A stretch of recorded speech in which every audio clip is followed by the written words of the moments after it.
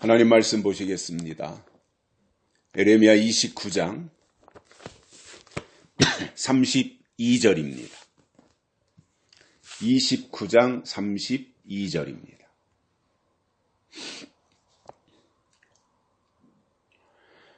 그러므로 나 여호와가 이같이 말하노라. 보라, 내가 느헬람 사람 스마야와 그 자손을 벌하리니 그가 나 여호와께 패역한 말을 하였음을 인하여 이 백성 중에 거할 그의 사람이 하나도 없을 것이라. 내가 내 백성에게 행하려 하는 선한 일을 그가 보지 못하리라 하셨다 하라. 여호와의 말이니라. 아멘. 한 주간 동안도 모두 건강히 평안히 잘 지내셨습니까? 아마 요즘 굉장히 좀 우리의 말씀을 들으시는 분들, 그리고 대한민국을 사랑하시는 분들은 조마조마한 마음으로 지내실 것 같습니다. 왜냐하면 지금까지 치러졌던 역대 대통령 선거 중에서 대한민국의 운명이 달린 가장 중요한 선거가 이번 대선인데 6월 3일 날 선거이기 때문에 내일 모레가 선거이기 때문에 선거 유세는 오늘과 내일 이틀이 남아 있습니다. 이 이틀 동안 어떤 일이 일어날 것인가? 이것에 이제 촉각이 곤두서고 있는데요. 후보자들은 자기가 대통령이 되겠다고 서로가 혈안이 되어서 자기에게 표를 달라고 애원을 하다시피 하며 선거운동을 하고 있습니다. 이 선거 후보자 때 이러한 자세와 생각을 가지고 당선되었을 때에도 그 임기 동안 역할을 수행한다면 그를 국민들이 싫어할 이유가 없을 겁니다. 그러나 저도 선거판에서 다양한 사람들을 대선, 총선, 지선, 조합장 선거까지 다 봤는데 후보자 때의 그 머리를 숙이고 자세를 낮추고 하던 그것은 딱 당선되고 나면 태도가 돌변합니다. 그래서 선택을 잘해야 됩니다. 왜냐하면 일단 당선되고 나면 그 정해진 임기 동안은 어떻게 할 방법이 없잖아요. 국민들이 혼내줄 방법이 없잖아요. 그러니까 선택을 참 잘해야 되는데 대한민국의 주인은 우리 국민입니다. 유권자들입니다. 그래서 우리 국민들이 누구를 대통령으로 당선시키는 것이 자유 대한민국 그리고 자유민주주의, 자유시장경제를 지켜낼 후보인지 잘 판단해서 미래를 보고 투표에 응하셔야 될 것입니다. 좌냐 우냐 이것은 중요하지 않습니다. 옳으냐 그르냐 이게 중요한 것입니다. 최근 상황을 보면 중국에 이어서 우리나라에서도 코로나가 다시 확산되고 있다고 하니까 걱정이 앞섭니다. 지난 월요일 날 저는 후배들과 셋이서 점심에 냉면을 먹게 되었는데 냉면이 나오기를 기다리고 주문해놓고 기다리다가 코로나 얘기가 나왔어요. 그 중에 한 명이 이제 자랑 삼아서 이렇게 말합니다. 자기는 코로나에 한 번도 걸리지 않았다고 하면서 코로나 예방 접종은 3번이나 맞았는데 코로나에는 한 번도 걸리지 않았다 이렇게 이야기를 하는 거예요. 그래서 제가 듣고 있다가 그래요? 나는 백신 접종도 한 번도 안 했는데 코로나에 걸리지 않았다고 하니까 깜짝 놀라면서 어떻게 그런 일이 있을 수 있느냐, 대단하다 이렇게 표현을 하더라고요. 대단한지 어떤지 전 모르겠어요. 저 나름대로 그냥 꾸준히 해오던 생활 습관대로 했고 운동하고 손 씻고 필요할 때 마스크 쓰고 이건 똑같이 다 했습니다. 근데 다행히 코로나가 저에게는 이제 걸리지 않았는데, 모르죠. 뭐 왔었는데 무증상으로 해서 지나간 건지 어쨌는지는 뭐 저는 모르지만, 그런데 이제 그 후배가 그런 이야기를 합니다. 코로나에는 자기가 다행히 걸리지는 않았지만 백신 접종 후유증으로 의심되는 증상들이 요즘에 나타나고 있다는 거예요. 자기는 원래 몸이 차갑고 한여름에도 땀을 흘리지 않았답니다. 밖에서 나가서 일을 해도 땀을 흘리는 경우가 거의 없는 체질이었는데, 백신 접종한 이후에 지금 나타나는 증상을 보면 조금만 움직여도 땀이 줄줄 흐르고 몸이 더워가지고 견딜 수가 없다는 거예요. 그래서 제가 그 말을 듣다고 그건 남자들 갱년기 증상 같은데, 제가 이제 그랬더니 그럴 수도 있겠지만 자기가 생각할 때는 코로나 백신 접종 이후에 생긴 후유증이 아닐까 그렇게 의심하고 있다, 이렇게 대답을 하더라고요. 요즘 날씨는 점점 더워지고 다시 코로나 때문에 마스크를 써야 되는 상황이 다가오고 있는데, 좀 불편하더라도 철저하게 예방을 잘해서 코로나에 감염되는 일이 없었으면 좋겠습니다.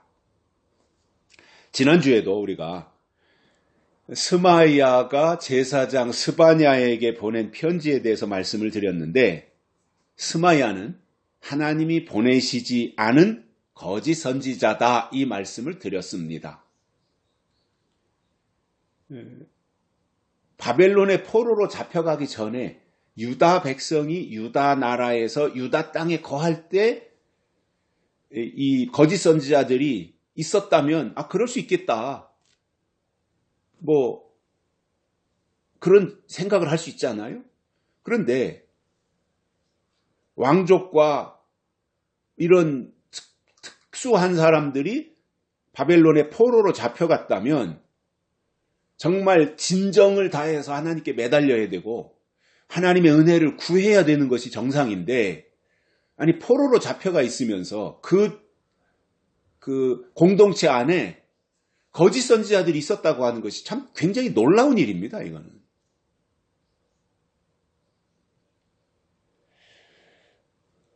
오늘은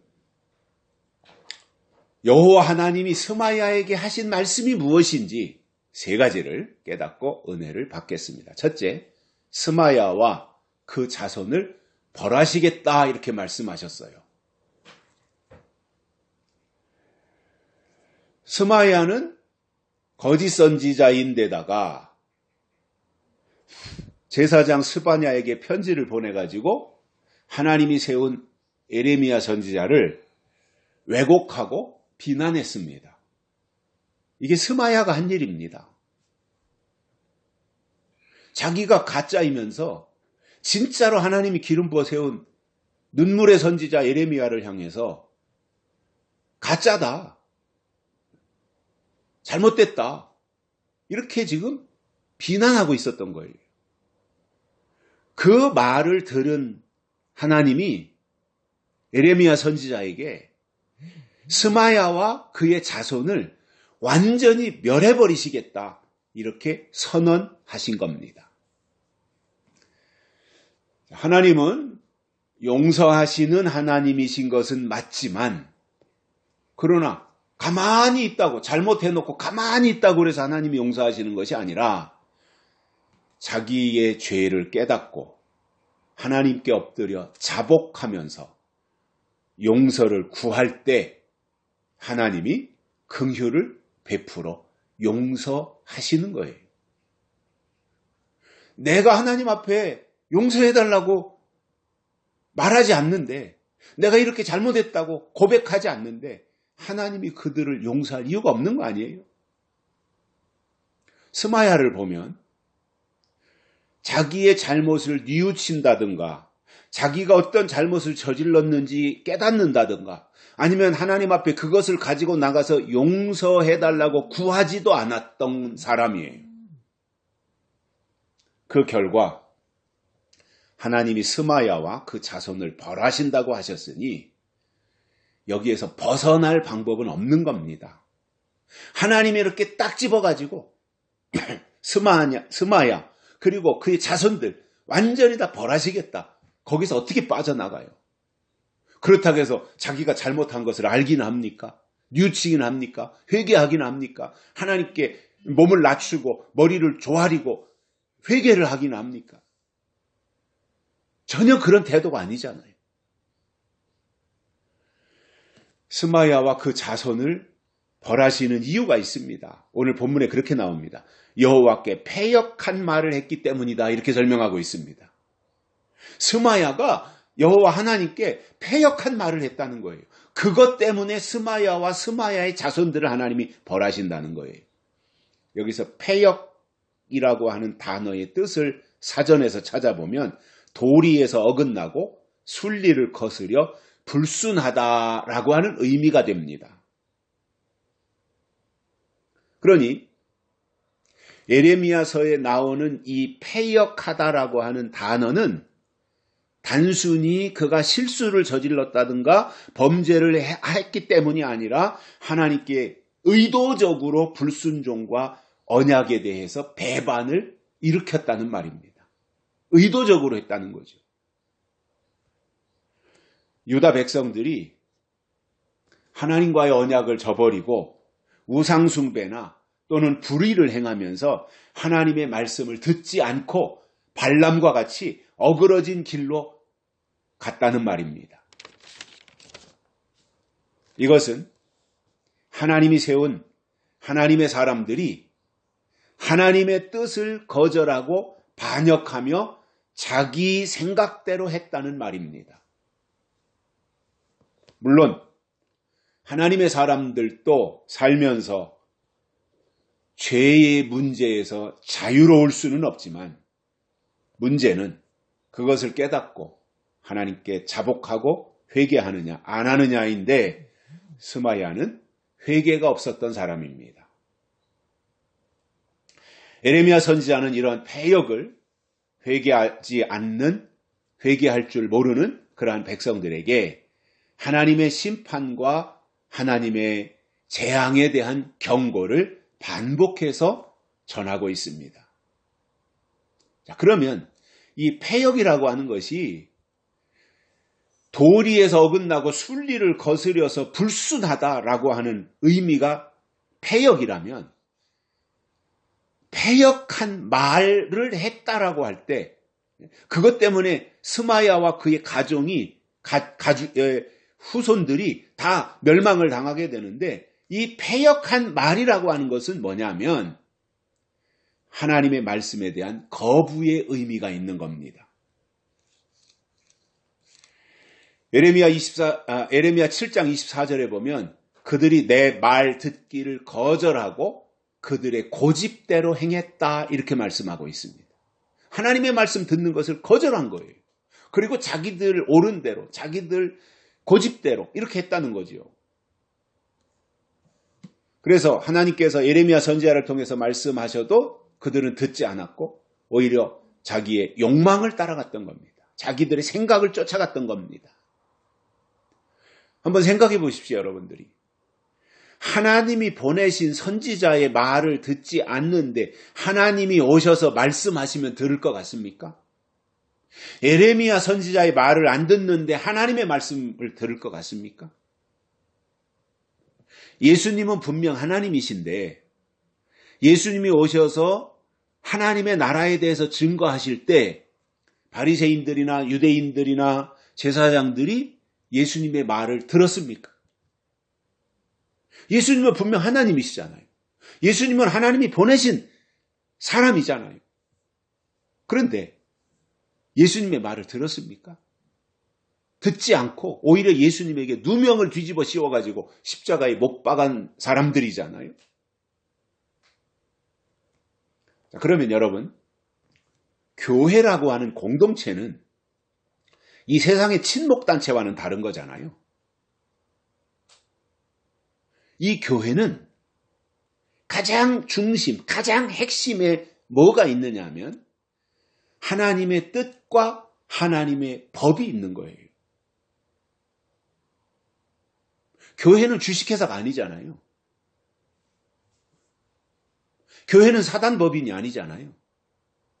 교회는 하나님의 사람들이 모여서 하나님의 뜻을 추구하고 또 하나님의 법을 말하는 곳이잖아요. 그래서 하나님을 위해서 존재하는 공간이 교회라는 말이에요. 그런데 과연 지금 이 시대의 교회가 하나님의 뜻대로 하고 있는지 냉정하게 점검해 볼 필요가 있어요. 입으로만 주여 주여 하고 있는가? 그러면서 실제로는 불법을 행하고 있는 사람들은 아닌가? 주의 이름으로 선지자 노릇하고 귀신도 쫓아내고 있는데 그들이 불법을 행하고 있는 것은 아닌가? 왜냐? 예수님이 그런 것에 대해서 지적하셨고 말씀을 하셨기 때문에 우리의 신앙이 올바로 가기 위해서는 정확한 시대를 볼 수 있는 안목과 그것에 대한 진단과 처방을 내릴 수 있는 실력이 있어야 되잖아요. 과연 지금 교회가 성경이 제시하는 방향으로 가고 있는가? 설교자들이 성경대로 설교하고 있는가? 신령과 진정으로 정말 예배하고 있는가? 하나님의 뜻대로 기도하고 있는가? 내 생각을 하나님께 관철시키려고 하는가? 하나님의 뜻을 받아가지고 나를 고치고 하나님의 뜻이 이 땅에서 이루어지기를 정말 갈망하고 있는가? 이런 부분들이 중요한 거 아니겠습니까? 며칠 전에 저의 큰 이모부 되시는 서장로님께서 밤에 저에게 전화를 하셔서 답답한 마음에 탄식하시면서 현재 우리나라의 교회들이 안고 있는 몇 가지 문제점을 말씀하셨습니다. 그 중에 하나가 기도에 대한 것이었어요. 기도. 중요하잖아요. 교회 생활, 신앙 생활하는 데 있어서 기도 생활이라는 것은 대단히 중요한데 개인적으로 기도하는 것이야 그렇다 하더라도 장로님께서 말씀하신 내용은 주일날 대예배 때 장로님들이 그 순서에 따라서 돌아가면서 강단에 나와서 대표기도를 하잖아요. 그 예배를 위한 그날의 예배를 위해서 장로님들이 기도를 하시잖아요. 10분의 장로님이 계시면 10명이 돌아가면서 10주에 한 번씩 자기 순서가 오는 거겠지요. 그런데 그때 그 기도를 맡은 분들이 자기가 기도할 내용을 종이에다가 적어가지고 나와서 읽는 것에 대해서 말씀하셨어요. 영으로 기도해야 하나님이 받으시는데 사람들이 듣기 좋은 말을 적어가지고 읽고 있다고 하는 이것은 문제가 매우 심각하다는 의미였고 더 큰 문제는 그것을 목사님들이 방관하고 있고 오히려 권장하고 있는 상황이다라는 거지요. 저도 그렇게 봐요. 한 20 몇 년 전에 온누리교회, 통합측 온누리교회 하면 아주 우리나라를 대표하는 교회 몇 손가락 안에 들어가는 교회잖아요. 근데 거기가 이제 여러 가지 시설도 좋고 사람도 많고 하니까 그 예배를 이제 방송으로 내보내기 시작한 거예요. 위성방송을 통해서. 그러다 보니 이제 뭔가 이렇게 실수가 나오면 안 되니까 그 교회에서 처음으로 장로님들이 대표 기도할 때 적어가지고 나와서 읽었어요. 근데 그것이 점점점 확장되면서 우린 요즘은 많은 교회들이 이제 그것을 따라하고 있는 것 같아요. 그러니까 오히려 그렇게 교회가, 목회자들이 권하는 거지요. 그렇게 하라고 하는 거죠. 왜냐? 장로님들이 예배 시간에, 정해진 1시간의 예배에 기도가 막 10분, 15분, 20분 이렇게 대표 기도가 길어지면 또 예배가 여러 가지로 또 곤란한 일이 생기니까 정해진 기도 시간 2분 30초에서 3분 동안 함축해서 그날 예배를 위해서 기도가 되어야 되는데, 길어질 수도 있고 기도하다가 또 엉뚱한 방향으로 갈 수도 있고 그렇잖아요. 초보자 때는. 그러니까 그런 것들을 예방하기 위해서 적어가지고 나와서 했겠다라고 이해도 해보지만, 그러나 그것은 도움이 안 되는 거죠. 누구에게도. 저는 그렇게 생각합니다. 기도는 잘하고 못하고가 없다. 다만 주일 예배에서 그날 예배를 위한 순서를 맡았다면 그 전에 미리 준비 기도를 하고 당일 예배에서 하나님의 영이 그날 그 예배에 임하도록 미리 매달려 준비 기도를 하고 그날 예배를 하면, 기도를 하면 할 역할을 다 하는 것이 아니겠어요? 물론 교회가 특별하게 어떤 행사를 한다든가 특별한 경우 적어서 할 수 있어요. 얼마든지. 그러나 매번 주일 예배에서 기도 순서를 맡은 분이 자기 기도 순서 때마다 적어서 읽는다면 거기에 무슨 간절함이 있겠으며 거기에 하나님의 영의 임재하심이 있겠습니까? 이렇게 생각하시면 좋을 것 같아요. 젊은 남녀가 만났어요. 만나서 이렇게 차도 마시고 밥도 같이 먹고 이런저런 얘기하고 몇 달 동안 사귀어 보니까 사람이 괜찮아요. 생각도 같아요. 추구하는 방향도 같아요. 목표도 같아요. 여건이 맞아요. 그래서 이 사람하고는 내가 남은 인생을 반려자로 함께 살면 행복하겠다라고 하는 결론을 내리면 다가가서 사랑을 고백하고 청혼을 하게 될 겁니다. 그때 사랑을 고백하는 이 남자가 종이에다가 미주알, 고주알 이런저런 여자가 듣기 좋은 말을 잔뜩 적어가지고 여자 앞에 서서 그것을 읽고 있다면 상대방 여자가 그 내용을 듣고 감동을 할까요? 그런 거 다 필요 없고 사랑하는 그 상대방을 향해서 내 마음의 진심을 담아가지고 나는 내가 너무 좋고 나는 너를 진짜로 사랑하는데 다른 조건은 다 필요 없으니 너만 있으면 된다. 나는 너 하나만 있으면 된다. 그러니 나하고 결혼해줘. 나 너 사랑해. 그 한마디면 끝나는 거 아니겠어요?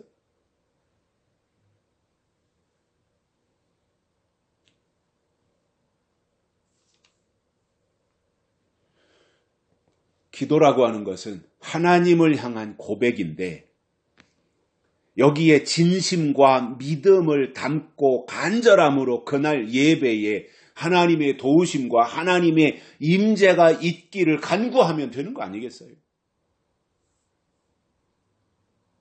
대표 기도가 길어야 될 이유가 뭐가 있습니까? 그날 예배를 위해서 모인 무리들에게 하나님이 은혜를 주시고 회개의 영을 보내주시고 새롭게 하시고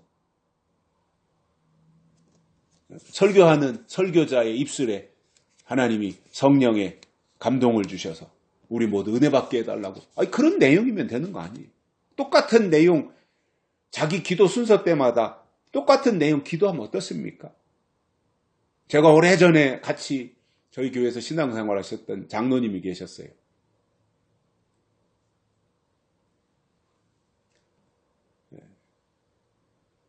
유장로님이라고 계셨는데 그분의 기도가 항상 어디서 하시든 처음은 똑같아요. 존귀와 권세와 영광과 찬양을 받으시기에 합당하신 지극히 거룩하신 아버지 하나님, 이렇게 나가요. 그러니까 그분이 기도 순서를 맡았으면 그렇게 나올 것을 다 알아요. 아니, 제가 아직도 기억하고 있잖아요. 그런데 그 말이 나오면 그게 은혜가 되는 거예요. 누구나가 다 자기 기도의 틀이 있어요. 그래서 그 틀에 맞춰서 상황에 따라서 어떤 말은 거기다 합당하게 넣고 어떤 말은 빼는 거거든요. 그런데 자기의 어떤 틀을 만들 생각은 하지 않고 매번 적어가지고 나가서 읽는 것으로 다 한다면 다른 상황에서 누군가가 갑자기 그에게 기도를 시키면 그때 어떡할 거예요? 그리고 자기의 영이 그렇게 할 때 성장하겠습니까? 믿음이 자라겠습니까? 중요한 것은 믿음이고 영이잖아요.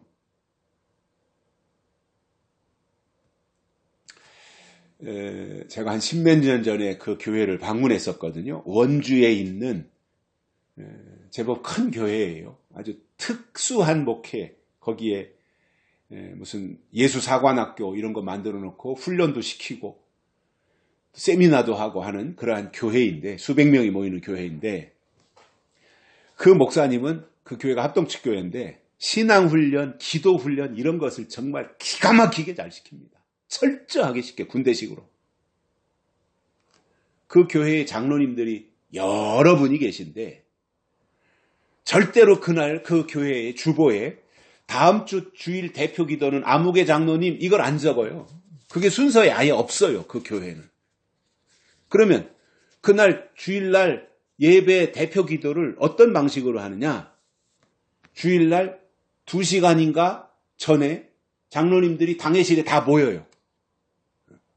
열몇 분이 되는 장로님들이 그 당회실에 다 모이면 그날 목사님이 거기에서 그날 대예배 기도하실 분을 제비뽑기해서 선택을 하는 거예요.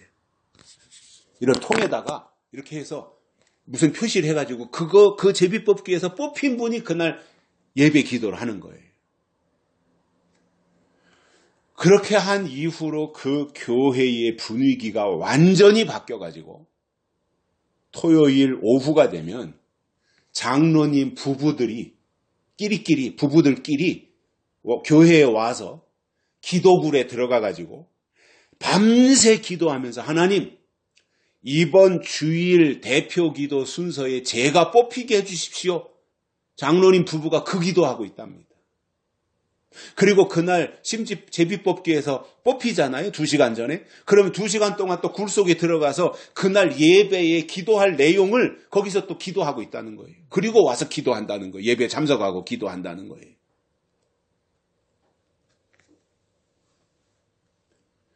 그래서 그날 기도를 위해서 제비뽑기에서 어느 장로님이 그날 기도를 위해서 제비뽑기에서 당첨이 되면 정말 하나님께 큰 은혜를 입은 것처럼 그렇게 좋아하고 어떤 분은 막 눈물을 흘린다는 거예요.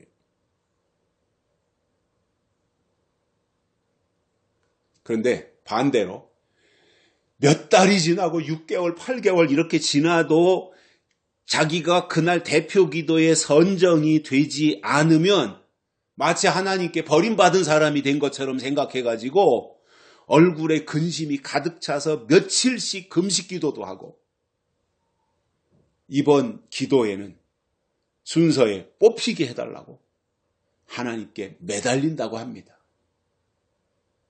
저는 참 좋은 방법이다. 그것도 굉장히 좋은 방법이다. 그런 생각을 했거든요. 그렇게 해서 그날 기도에 뽑힌 분들이 전날부터 와서 기도하고 그날 또 주일날 아침에 2시간 전에 뽑히면 그날 예배를 위해서 또 굴 속에 들어가서 2시간 동안 또 기도하고 나와서 예배 참석하고 강단에 올라가서 기도하고 그렇게 하는 그분이 강대상에 올라와서 기도할 때 그 기도가 얼마나 살아있겠으며 그날 기도하시는 분이나 그 기도를 듣는 분들이나 감동을 받지 않을 사람이 어디 있어요?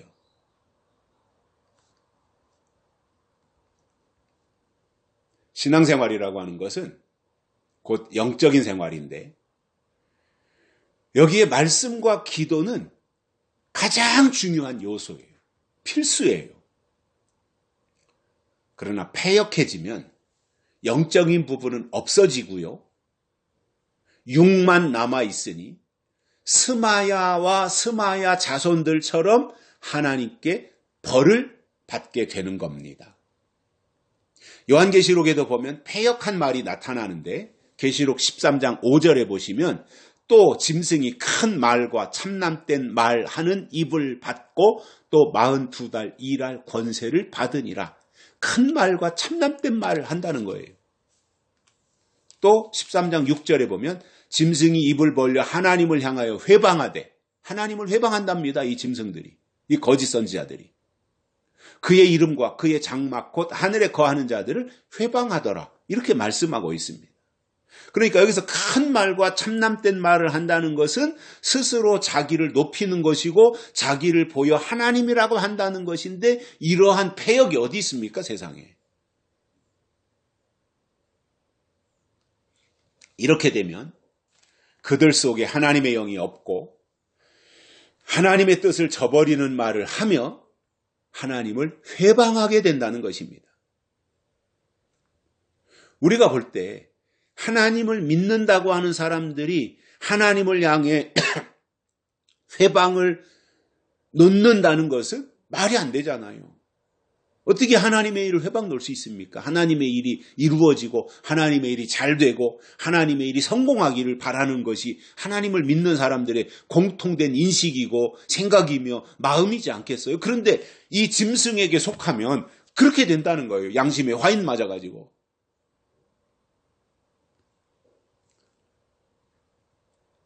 구약시대에 유다 백성이나 또 유다 민족들이 함께 공동체를 이루고 있는 그 가운데서 쫓겨나거나 축출되는 것은 매우 심각한 상황이 되는 거예요.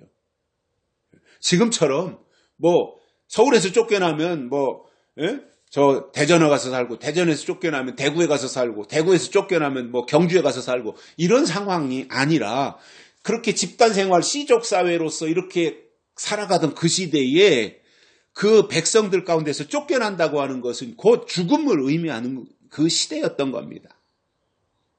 그래서 단순한 추방이 아니라 영적이고 종교적이며 공동체적인 단절을 의미하는 거예요. 그러나 동시에 하나님은 회개와 정결, 회복의 길을 항상 열어두시는 하나님이시기도 합니다. 그러니까 하나님은 뉘우치고 돌이키고 깨닫게 하는 게 목적이지 처벌하는 게 목적은 아닌 거예요. 그러나 그렇게 기회를 줬는데도 불구하고 안 받아들이면 최종적으로는 하나님이 심판하실 수밖에 없는 거 아니겠어요? 일반적으로 보면 교회에서 목사가 설교하는 것을 듣게 되는데, 그 예배에 참석한 분들이 그 설교를 듣게 되는데, 대부분의 설교자들이 그 예배에 참석한 청중들 보고 잘못되라고 악담을 하거나 저주를 하거나 그런 사람들은 없지 않겠어요? 대부분이 잘 되라고 하고 평안하라고 하고 승리하라고 하고 어려운 상황 속에서도 견디고 믿음으로 감당하라고 하는 말로 위로하지 않겠습니까? 그런데 여기서 패역한 말이라고 표현할 때 어떤 의미가 내포되어 있느냐 하면, 그 설교를 통해서 꼭 해야 할 하나님의 뜻과 법은 말하지 않고 때가 한참 지나간 것에 대해서만 말하면서 현실에 전혀 도움이 되지 않는 말만 한다면 여기에 해당된다는 겁니다.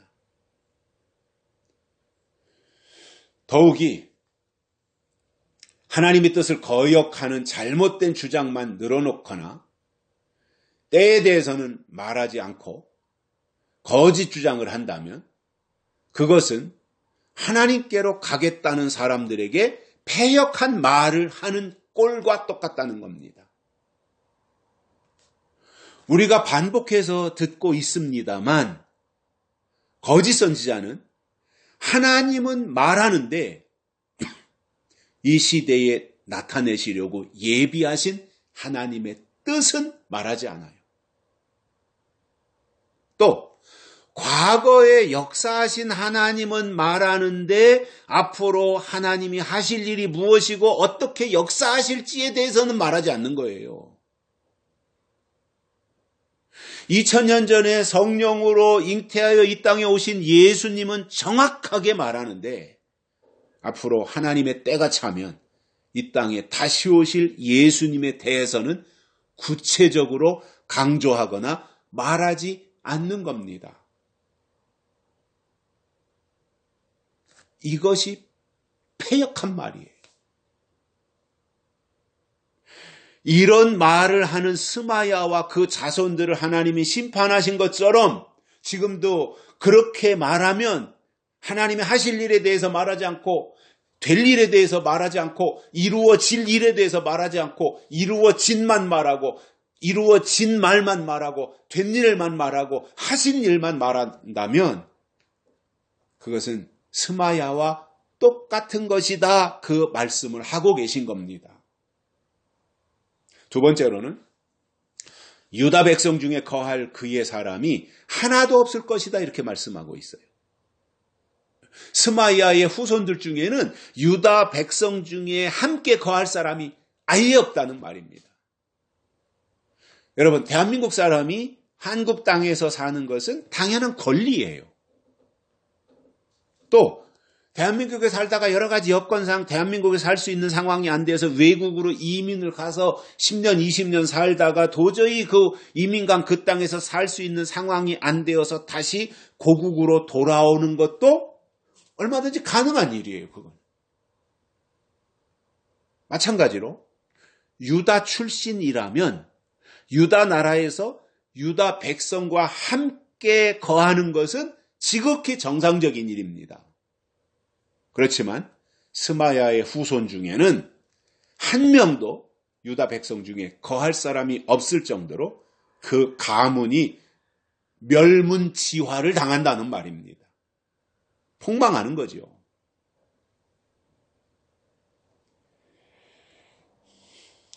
개인의 삶이 불의의 사고를 당해서 젊은 나이에 아무런 준비도 없이 갑자기 사망한다면 매우 슬픈 일입니다.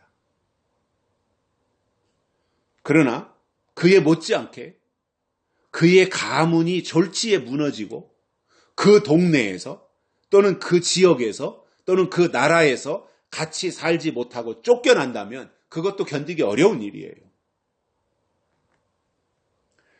스마야의 집안이 유다 백성 중에 거할 사람이 하나도 없게 된다면 그 집안이 몰살을 당하는 것과 똑같은 이야기입니다.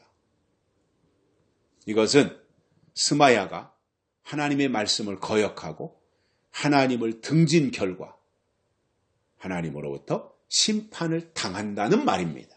세 번째로는 유다 백성에게 행하려는 선한 일을 보지 못할 것이다 이렇게 말씀하고 있습니다. 하나님이 유다 백성들에게 베푸려고 준비한 선한 일들이 있지 않겠어요?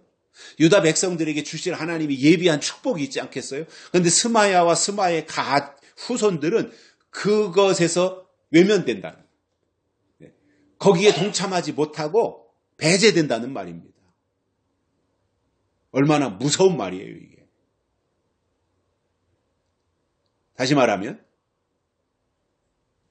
초림 예수님이 이 땅에 오실 때, 2000년 전에 예수님이 이 땅에 오실 때 12지파 중에 르우벤, 시므온, 레위, 유다, 납달리, 이사갈, 스불론 이런 지파 이름 있잖아요. 그 중에 하나가 유다 지파잖아요.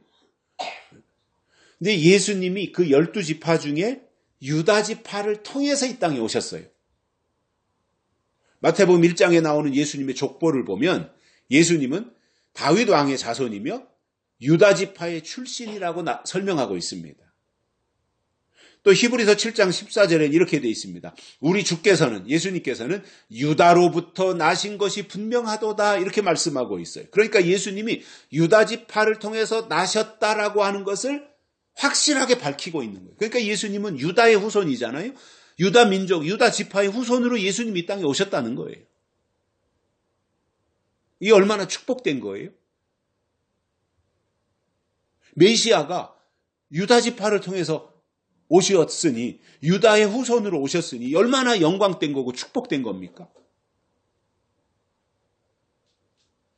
그런데 오늘 말씀해 보면 스마야는 유다 백성에게 지금 하나님이 행하려고 계획하고 계신 선한 일을 보지 못할 것이라고 말씀하신 그 내용은 예수님이 유다 지파를 통해서 이 땅에 오시는 것을 스마야와 스마야의 후손들은 보지 못한다라는 말입니다. 스마야도 유다 지파잖아요.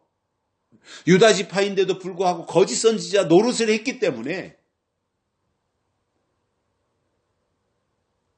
그는 예수 그리스도가 하나님의 아들로 이 땅에 오는 것을 보지 못한다는 거예요. 그 후손들이 멸망을 당했기 때문에 못 본다라는 말입니다. 지금도 마찬가지입니다. 예수님의 재림은 성경의 결론입니다. 그리고 하나님의 계획이 이루어지는 역사적인 사실이 예수님의 재림인 겁니다. 그렇다면 하나님을 믿는 자들과 하나님을 말하는 교회는 당연히 예수님이 오실 때 그분을 볼 수 있어야 되잖아요. 언제 오실지 모르지만 그날과 그 시는 우리가 알지 못하지만 그러나 우리가 사모함으로 기다리고 있잖아요. 그런 가운데서 예수님이 내일 오신다면 지금 예수님을 믿는 사람들이 그분을 맞이해야 되고 1년 후에 오신다면 5년 후에 오신다면 그때 신앙생활 했던 분들이 오시는 그 예수님을 맞이하도록 믿어야 되는 것이 정상이라 말입니다. 그런데 스마야는 어떠냐 말이에요. 아니라는 거잖아요. 거기에서 완전히 배제된다는 거잖아요. 그래서 예수님 메시아가 오시는 그 좋은 일을 보지 못한다고 하는 것은 그들 속에 하나님의 뜻이 없다는 것이고 하나님의 뜻대로 하나님의 법대로 믿지 않았다는 뜻이며 그들 자체가 불법이었다라는 결론이 되는 겁니다. 요한계시록 19장에 보면 다시 오시는 예수님에 대한 설명이 나옵니다. 그 다시 오시는 예수님의 이름이 나와요. 다시 오시는 예수님의 이름이 뭐냐면 충신과 진실이요 하나님의 말씀이라 하더라 이렇게 되어 있어요. 그리고 오시는 방법은 백마를 타고 오신다 그랬어요. 이것이 하나님에게 가장 선한 일이고 그것을 보는 것이 은혜이며 축복인데 보지 못한다고 하는 말은 하나님과 관련이 없다는 것입니다. 그러면 재림하시는 예수님을 감추고 보지 못하게 하는 자들이 누구일까요? 예수님의 재림에 대해서 성경은 말하는데 교회가 말하지 않는다면 그것을 말하지 않는 사람들이 누구들이겠어요? 교회가 예수님의 재림을 말하는 것은 당연한 거잖아요. 의무이면서 책임이면서 권리이면서 교회가 당연히 교회는 성경이 말하고 있는 예수님의 재림을 알려줘야 될 의무가 있는 거잖아요. 그런데 그것에 대해서 말하지 않고 오히려 감추고 숨기고 이상하게 엉뚱하게 말하고 그들이 누구냐면 거짓 선지자입니다. 저는 지금도 그렇게 생각하고 있습니다. 2025년도를 우리가 지금 살고 있잖아요. 그런데 예수님이 초림하신 2000년 전에도 다시 오실 재림 예수님을 기다렸어요. 그때 신앙생활 한 분들도 잠시 잠깐 후면 오시리니 하면서. 그런데 2000년이 지난 지금 오히려 더 예수님을 사모함으로 기다려야 되는데 등한해지고 무관심해지고 아예 그런 얘기를 들으려고조차 안 해요. 물론 이단들이 잘못 이용했기 때문도 맞아요, 그거는. 그래서 아예 거기에 관심을 기울이지 않는 이유도 분명히 있다고 봅니다. 그러나 그럼에도 성경이 말씀하고 있는 예수님의 재림에 대해서는 우리가 알고 신앙생활을 해야 되잖아요.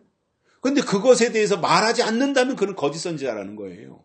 패역한 말을 하는 것과 똑같은 거예요.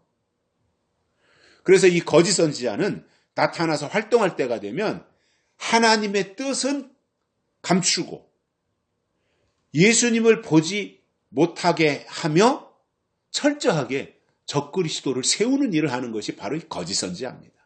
그 목적으로 해서 나오는 거예요. 이 마지막 계시록에서 나타나는 거짓 선지자는.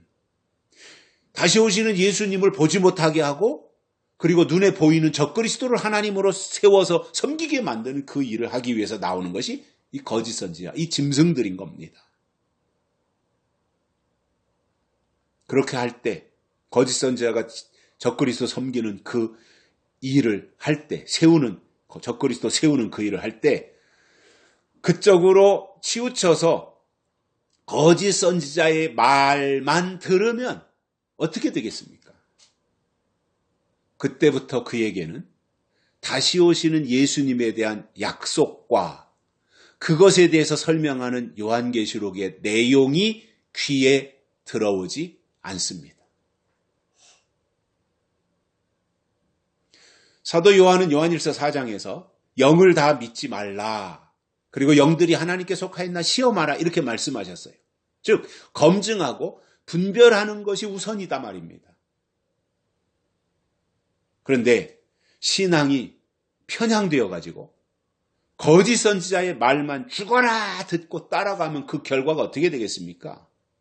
창조주 하나님, 영적인 하나님, 진리 이런 것에는 안중에도 없이 마치 요즘에 이재명은 아무런 죄도 없고 아무런 문제가 없고 정권에 탄압을 받은 사람이다 라고 하면서 무조건 따라다니는 사람들처럼 적그리스도를 하나님으로 섬기고 신봉하게 되지 않겠어요?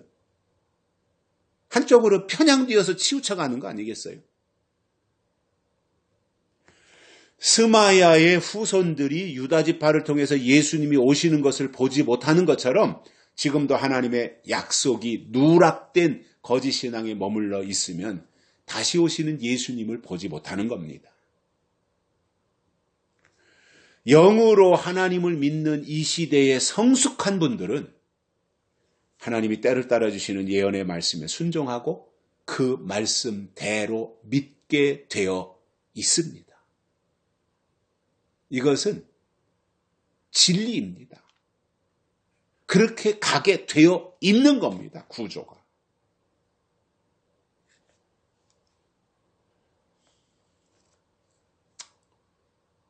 그래야 하나님 편에 남은 자가 되어서 하나님의 일을 감당하는 사람으로 끝까지 사명을 감당할 수 있는 거예요.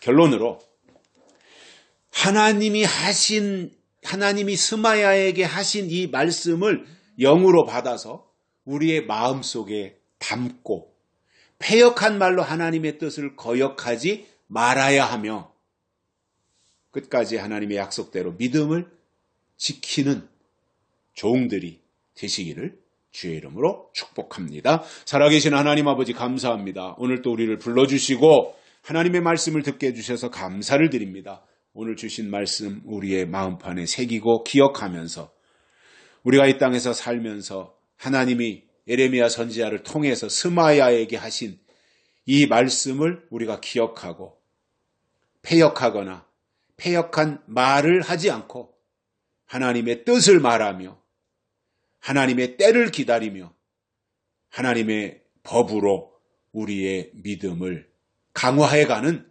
저희들 되도록 축복해 주옵소서. 다시 오실 예수님의 이름으로 간절히 기도드리옵나이다. 아멘. 찬송가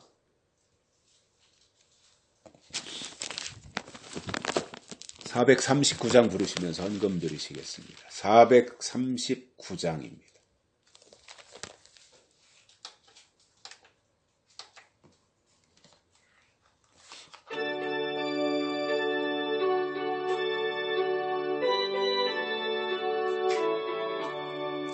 만세반석 열린 곳에 내가 숨어 있으니 원수마귀 손 못 대고 환난 풍파 없도다. 만세반석 열린 곳에 내가 편히 쉬리니 나의 반석 구주 예수 나를 숨겨주소서. 죄에 매여 죽을 인생 편히 쉬기 바라니 주의 가슴 넓은 품에 내가 만세반석 열린 곳에 내가 편히 쉬리니 나의 반석 구주 예수 나를 숨겨주소서. 이 땅 위에 평안 없고 기쁜 일을 몰라도 주 예수의 참사랑을 내가 이제 알았네.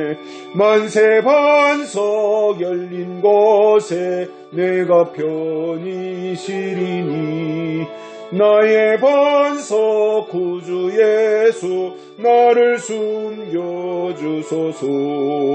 험한 풍파 지나도록 순풍으로 도우사 평화로운 피난처에 길이 살게 하소서. 만세반석 열린 곳에 내가 편히 쉬리니 나의 반석 구주 예수 나를 숨겨주소서. 아멘. 하나님 감사합니다.